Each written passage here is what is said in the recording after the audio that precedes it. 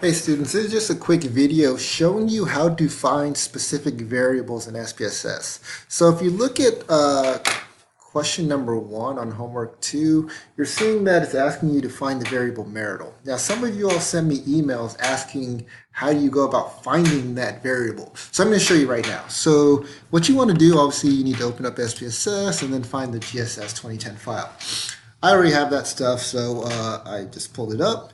And what you're going to have to do, you have to follow the instructions at the end of chapter 2 in the SPSS demonstration sections that shows you how to create a frequency distribution. It shows you how to create a frequency distribution for the variable health, but you're going to be looking for the variable marital. Okay, so obviously it's going to tell you to click on Analyze Descriptive Statistics if you're reading the textbook, and it's going to tell you to click on Frequencies. Okay.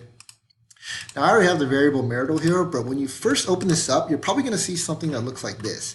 And what it's displaying is the variable labels, okay? Now, to find the variable marital when you're looking at this, it's really difficult. It's like, well, where is the variable marital, right? It's not alphabetized at all.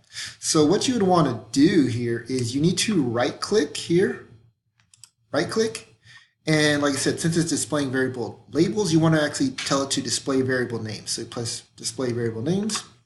Now you have all the variable names and they're alphabetized. So I just need to come down here, find the variable marital, press OK. Then obviously I need a frequency distribution. So it's going to display the frequency table, press OK. And then you are going to have the frequency distribution there. Okay.